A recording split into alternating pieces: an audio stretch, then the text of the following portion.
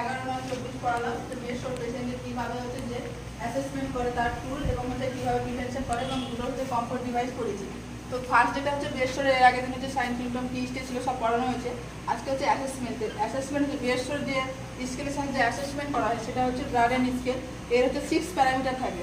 এখানে স্কোর থাকে, minimum score 6 থাকে আর হচ্ছে ম্যাক্সিমাম স্কোর হচ্ছে 23 থাকে। তো সেই 6 প্যারামিটারগুলো হলো যেমন হচ্ছে যে কি ময়েশ্চারাইজার হচ্ছে এখানে 1 থেকে 4 থাকে, অ্যাক্টিভিটি 1 থেকে 4 থাকে, নিউট্রিশনাল সাপ্লিমেন্টের ক্ষেত্রে 1 থেকে 4 থাকে এবং হচ্ছে মোবিলিটি সেন্সারি 1 থেকে 4 থাকে, সেন্সারি পারসেপশন হচ্ছে 1 থেকে 4 থাকে এবং ফ্রিকশন 1 থেকে 3 থাকে। তো টোটাল হচ্ছে যদি ম্যাক্সিমাম যদি স্কোরটা দেখছি তাহলে হচ্ছে 23 হচ্ছে আর মিনিমাম হচ্ছে 6 স্কোর থাকে। তো এখানে সেই স্কোর অনুযায়ী পেশেন্টের যে কতটা রিস্ক আছে বেস্ট হওয়া তার সম্ভাবনা হচ্ছে যে এখানে দেখা যায়। তো যদি বিলো 9 বা 9 থাকে তাহলে হচ্ছে very high risk of best ক্ষেত্রে থাকে। তারপরে হচ্ছে যে 10 to 12 যখন থাকে তখন হচ্ছে হাই রিস্ক অফ বেস্ট পেশেন্টের ক্ষেত্রে, 30 to 40 যখন থাকে মডারেট হচ্ছে রিস্ক অফ বেস্টের ক্ষেত্রে, আর 15 to 80 থাকে হচ্ছে মাইল্ড হচ্ছে রিস্ক অফ বেস্ট পেশেন্টের ক্ষেত্রে, আর হচ্ছে 90 থাকে হচ্ছে যে নো রিস্ক অফ বেস্টের ক্ষেত্রে। তারপরে হচ্ছে যে প্রিভেনশন, আমরা কীভাবে প্রিভেনশন করবো। তো ফার্স্ট হচ্ছে যে আমরা প্রিভেনশন, এটা হচ্ছে সবথেকে ইম্পর্টেন্ট জিনিস যে প্রিভেনশন করার সময় আমরা কী করবো 2 আওয়ারলি হচ্ছে পেশেন্টে কী করবো যে পজিশন চেঞ্জ করবো। মেন হচ্ছে যে বেসরটা কেন হচ্ছিলো যে একই অবস্থায় থাকার জন্য, তাহলে আমরা কী করবো পজিশনটা বারবার হচ্ছে চেঞ্জ করবো। তারপরে ওখানে ইউজ করবো এয়ার অ্যান্ড হচ্ছে ওয়াটার ম্যাট্রিক্স যেটা থাকে সেটা হচ্ছে ম্যাট্রিক্স মানে কি হচ্ছে গদি, যেটা হচ্ছে ইউজ করবো যেন প্রেশারটা না পড়ে পেছনের ক্ষেত্রে। আর এখানে কি বলেছিলাম যে প্রপার হচ্ছে যে আমরা কী করবো নিউট্রিশনের ডায়েটটা কী সাপ্লিমেন্ট দেবো এবং ট্রিটমেন্টের ক্ষেত্রে কী করছি যে হাই প্রোটিন ডায়েট দেবো সেখানে। তারপরে হচ্ছে ভিটামিন সি দেবো, এগুলো সব কিছু ওনটা যেন তাড়াতাড়ি হিলিং হয় সেজন্য দেবো। তারপরে হচ্ছে মিনারেলস দেবো, যেমন মিনারেলসের মধ্যে যেটা দিয়েছে জিঙ্ক সাপ্লিমেন্টটা দেবো বেশি করে। সে আর হচ্ছে একটা জিনিস দেবো এখানে যে ইনসুলিন কন্টেনিং হচ্ছে যে কি মিনারেলস দেবো এখানে।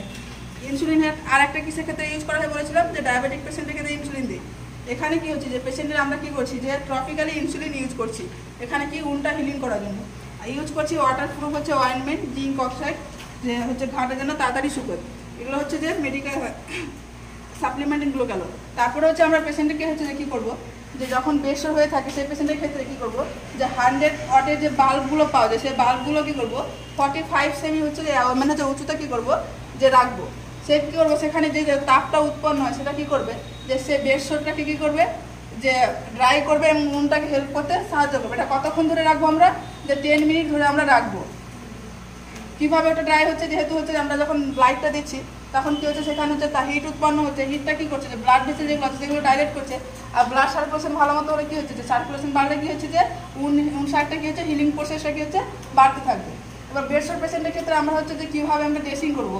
বেডশোর ক্ষেত্রে মানে পেশেন্টের ক্ষেত্রে আমরা সবসময় কী করবো যে কোনো পেশেন্টের ক্ষেত্রে কী করি আমরা ক্লিন টু হচ্ছে আনক্লিন দিকে আমরা ড্রেসিং করবো। বেডশোর পেশেন্টের ক্ষেত্রে কী হচ্ছে সাইড যে পেরিফেরাল এরিয়া থাকে সেটা কী হচ্ছে বেশি হচ্ছে যে ক্লিন থাকে আর সেন্ট্রালটা হচ্ছে যে আনক্লিন থাকে। তার জন্য আমরা বেডশোর পেশেন্টের ক্ষেত্রে কী করবো আমরা যে আউটার টু ইনার মানে বাইরের দিকটা আগে ড্রেসিং করবো তারপরে হচ্ছে ভেতরের দিকটা করবো।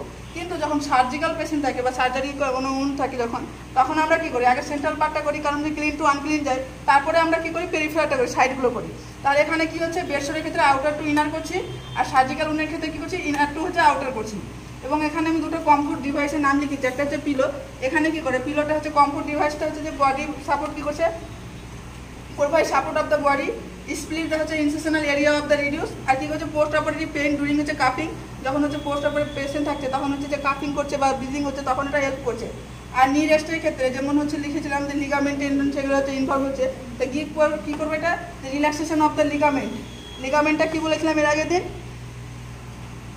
লিগামেন্টটা কী করছিল বোন টু বোন কানেক্ট করে রাখছিল আর টেন্ডনটা কী করছিল মাসল টু বোন হচ্ছে কানেক্ট করে রাখছিল। সেগুলো কী করছে আমরা রিল্যাক্সেশন করার জন্য আমরা নি রেস্ট হচ্ছে যে ডিভাইস ইউজ করছি আজকে।